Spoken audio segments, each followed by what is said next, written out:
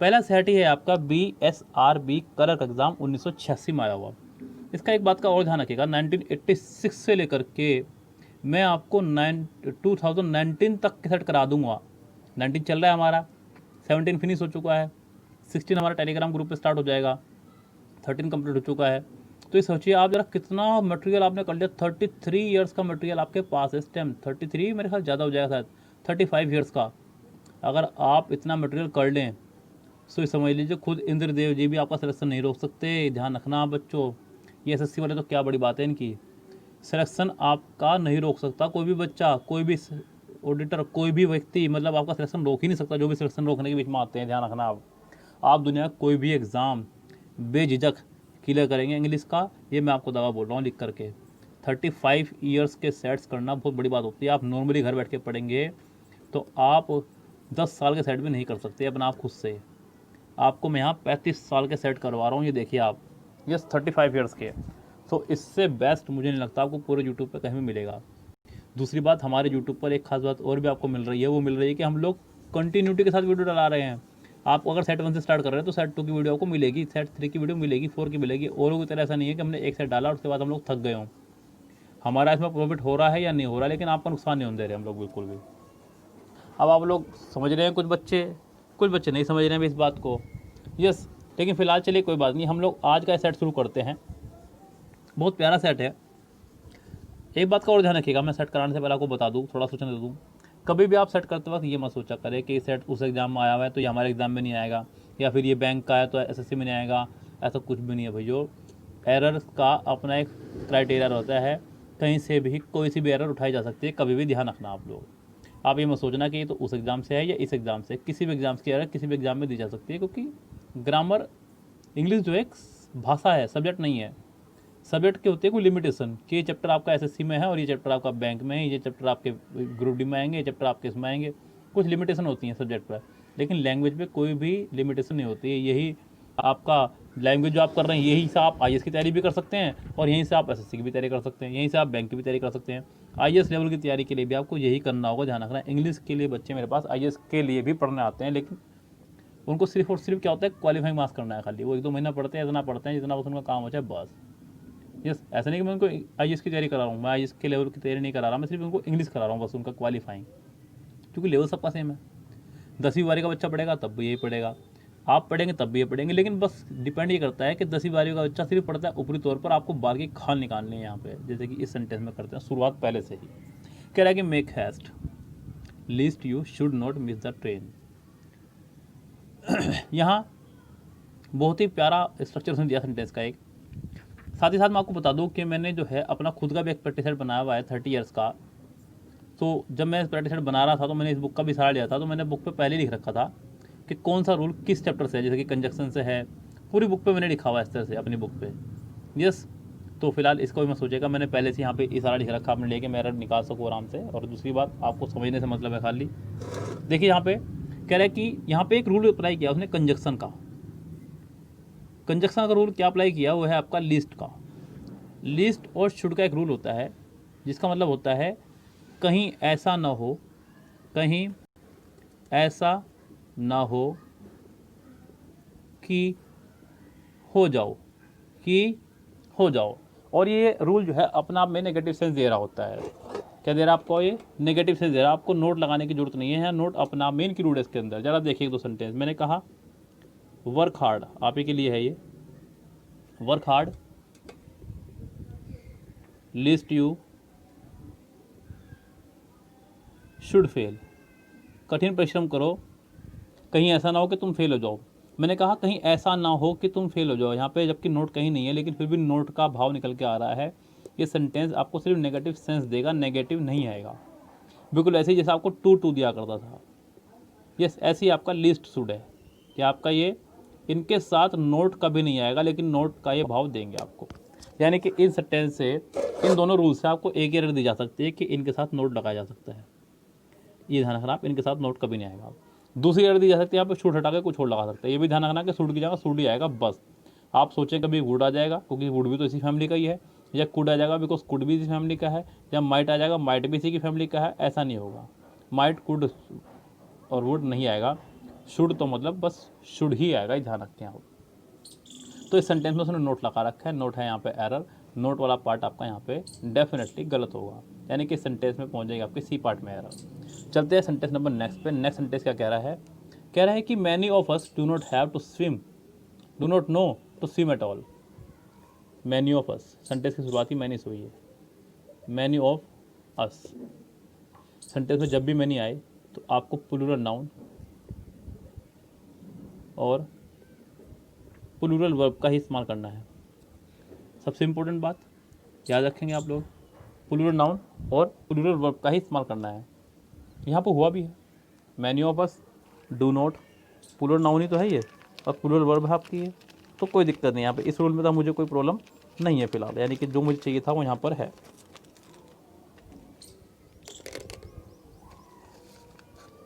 Yes, फिलहाल जो problem है वो ये है कि यहाँ पे उसने नो लगाया है और नो के साथ में, ध्यान दे लीजिएगा, एक बड़ा प्यारा स्ट्रक्चर मैं आपको आज यहाँ बता रहा हूँ, आप इसको ध्यान से सुन लीजिएगा स्ट्रक्चर को। अगर नो के बाद आपका लगा हो व्हाट, हाउ, व्हेन और वेयर, नो के बाद अगर आपको लगा हो ये सब चीज़ें या फिर ना लगा हो तो ये पक्का आएंगे, ध्यान रखना। यस, कैसे स्ट्रक्चर बनता है? ऐसे मैं बता रहा हूँ, सेंटर लिखिए। मैंने कहा मुझे खाना बनाना आता है, मुझे खाना बनाना आता है। अब इस सेंटेंस को बनाइए, आप कैसे बनाएंगे? जो बना सकते हो, जो बच्चे ग्रामर के धुरंधर बच्चे हैं, बनाइए। मुझे खाना बनाना आता है, मुझे खाना बनाना आता है, मुझे खाना बनाना आता है। कोई स्ट्रक्चर दिमाग में आ रहा है आपके? आई नो, मुझे आता है, आई नो, मुझे आता है। क्या? आई नो, मुझे पता है भाई। आपने मुझसे कहा कि सर मुझे पता है, मैंने पूछा क्या? I know how to cook food, how to cook food. I know where to go, मुझे पता है कि कहाँ जाना है। आई नो, मैं जानता हूँ व्हाट टू डू, क्या करना है। I know how to do, मुझे पता है कि कैसे करना है। आपने कई बार देखा होगा, आप कई बार जब एक्टिवास वगैरह चला रहे होते हैं, आपके पीछे आपके पेरेंट्स बैठे हों तो आपको फ्री की एडवाइस मिलती रहती है कि सामने से ट्रक आ रहा है, आपको स्पीड कम कर लेनी है, जबकि आपको खुद अपनी जान की परवाह है भाई। यस, उनको लेकिन लगता है कि आप छोटे हैं, बस सलाह देनी है उनको। जब भी कोई बड़ा बैठता है तो सलाह देगा पीछे वाले को। यस, मुझे भी अगर मेरे सामने कोई व्यक्ति अगर इंग्लिश में हल्का सा भी गलत बोल जाए तो मैं तुरंत टोक देता हूँ कि आपने ये सेंटेंस यहाँ गलत बोल दिया है, आदत बन गई है। तो इस तरह से I know how to cook food, I know where to go, I know what to do, I know how to do.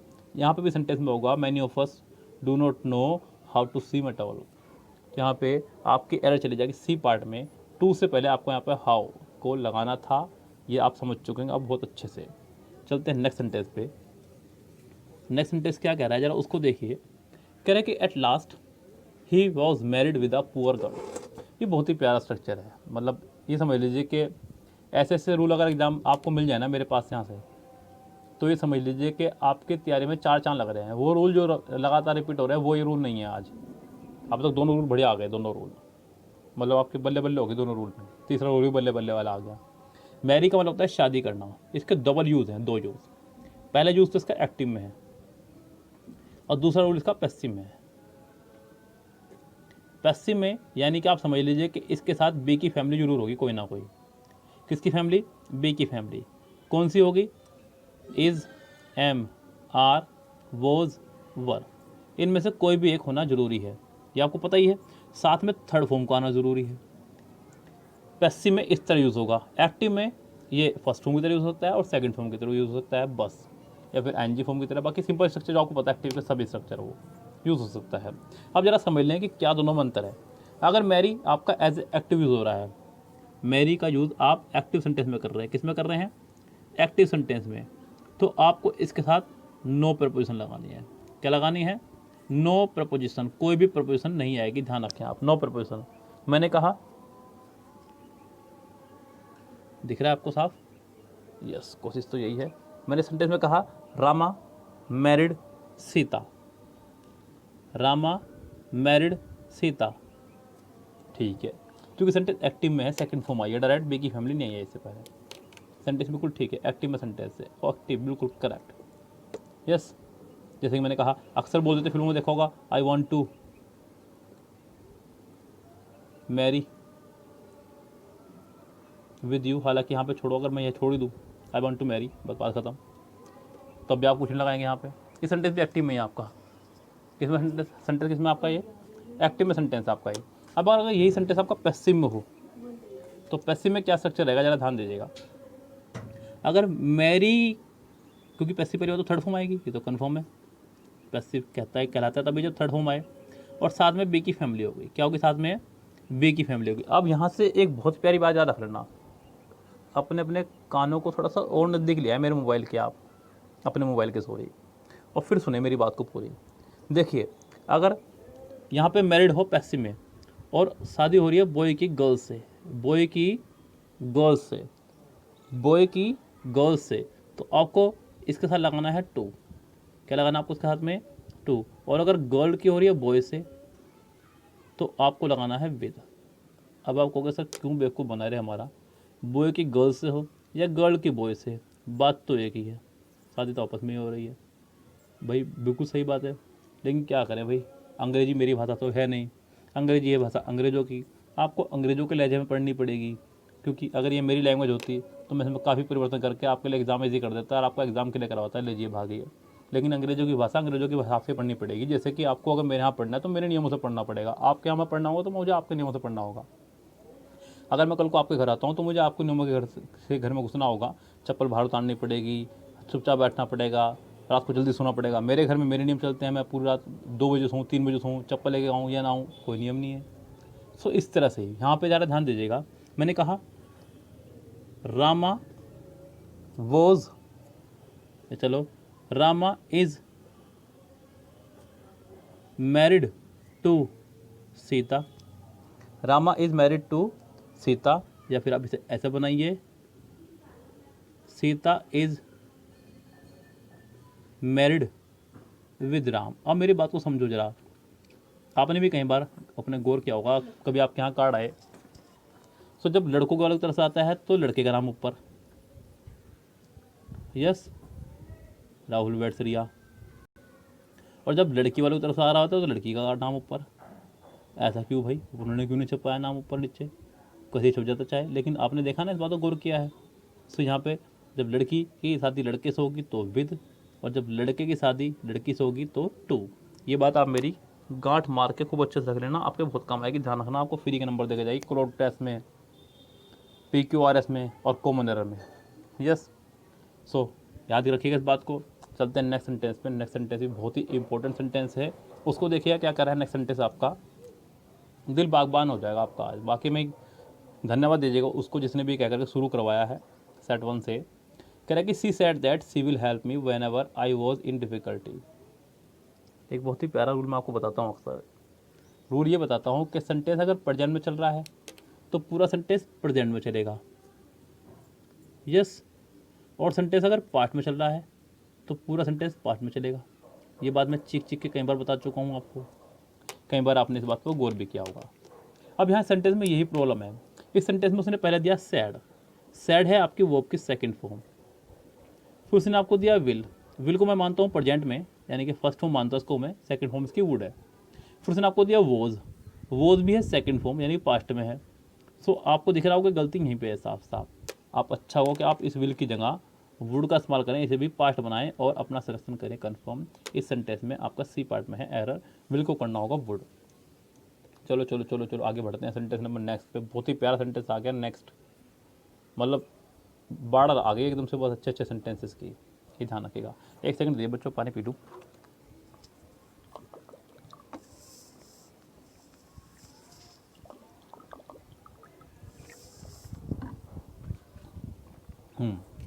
देखिए कह रहा है कि being a fine day, being a fine day we went out dash, जो भी है आगे sentence दिख रहा है आपको।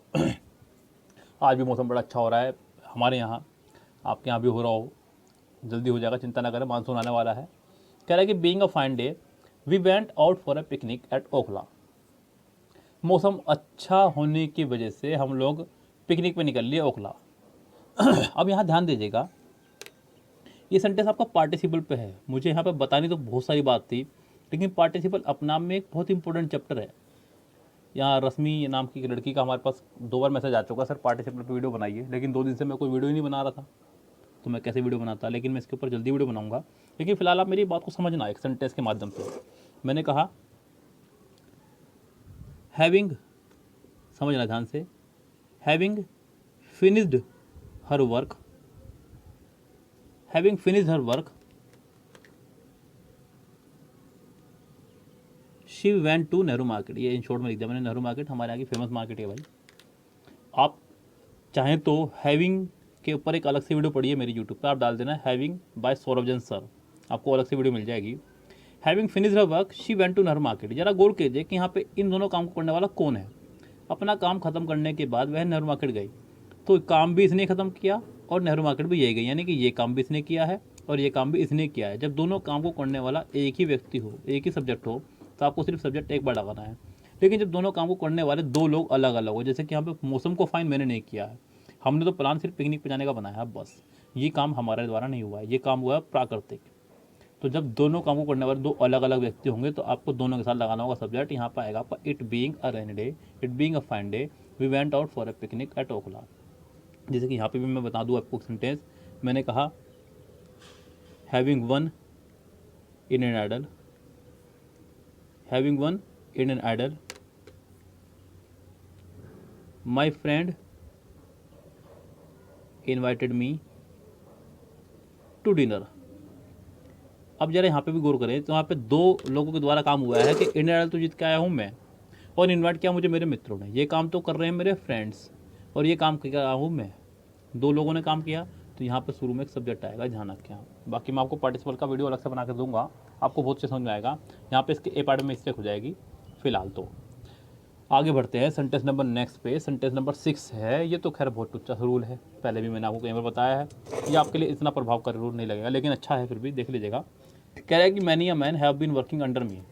सेंटेंस में मैनी के बाद हमेशा आता है आपका प्लूरल नाउन और प्लूरल वर्ब। सिंपल, पूरी दुनिया को पता है ये बात।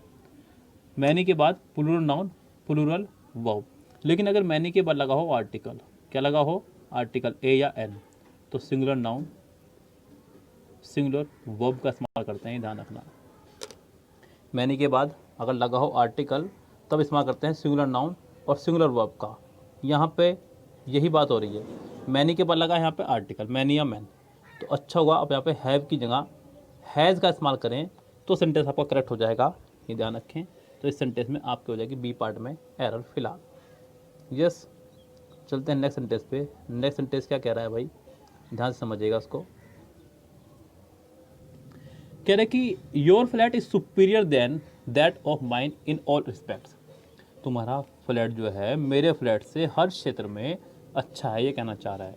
अब आपको मैंने बताया हुआ है कि कुछ बुक्स वाले, कुछ टीचर्स आपको ये बताएंगे कि जिन डिग्री के अंत में, जिन कंपैरेटिव डिग्री के अंत में, वो ये बोलते हैं, बुक भी यही बोलती है कि जिन कंपैरेटिव डिग्री के अंत में IUR लगा हो, क्या लगा हो, IUR लगा हो, उनके साथ आप देन लगा के टू लगाते हैं। लेकिन मेरी एक बात ध्यान सुन लीजिएगा मेरे प्यारे बच्चों, ये कंपैरेटिव डिग्री है ही नहीं।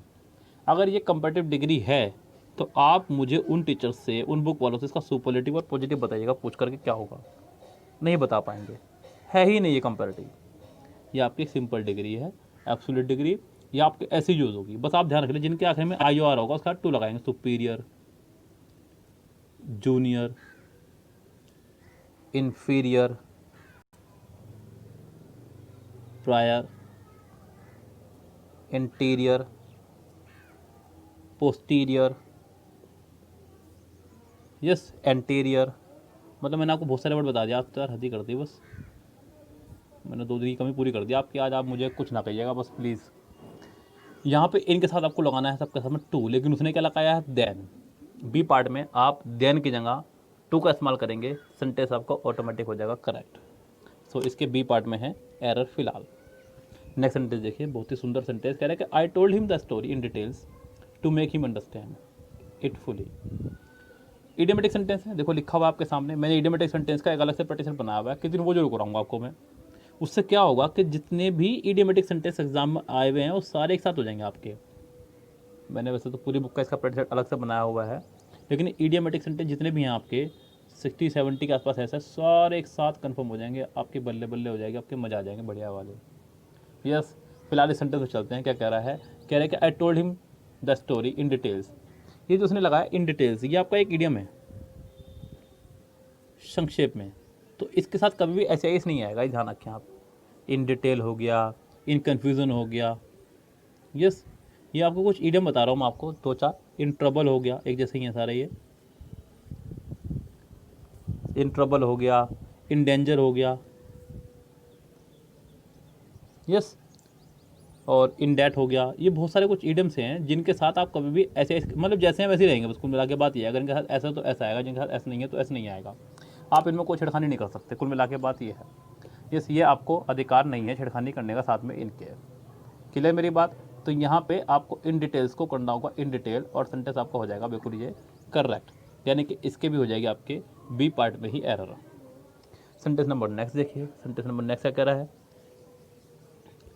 बहुत ही प्यारा सेंटेंस, बहुत सुंदर, मज़ा आ जाएगा बस। देखिए क्या कह रहा है कि kettles were grazing in the field. अरे अरे, ये तो समस्या का विषय बन जाएगा, कोई बात नहीं, ऐसी कोई समस्या नहीं जो हमारे सामने टिक सके ज़्यादा देर तक। कह रहा है कि kettles were grazing in the field. देखिए कैटल जो है आपका कलेक्टिव नाउन की तरह इस्तेमाल हो रहा है। कैटल्स जो है आपका कलेक्टिव नाउन है, कैटल्स हो गया, कलर्जी हो गया, पीजेंट्री, इन्फेंट्री, पोल्ट्री, यस, और भी बहुत सारे हैं आपके, पुलिस,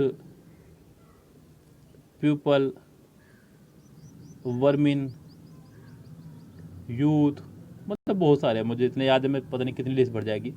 आप समझो जरा इसको, बात को पहले। जितने भी ये कलेक्टिव नाम मैंने आपको लिखवाए, कलर्जी, पाजो समूह, पीजेंट्री, किसानों समूह, पीजेंट्री, यहाँ पे स्पेलिंग गलत होगी बच्चों, ANTRY आएगा यहाँ पे, पीजेंट्री, पीजेंट्री, जितने भी आपके कलेक्टिव नाउन हैं, इनके साथ में ये जो कलेक्टिव नाउन लिखवाए स्पेशल,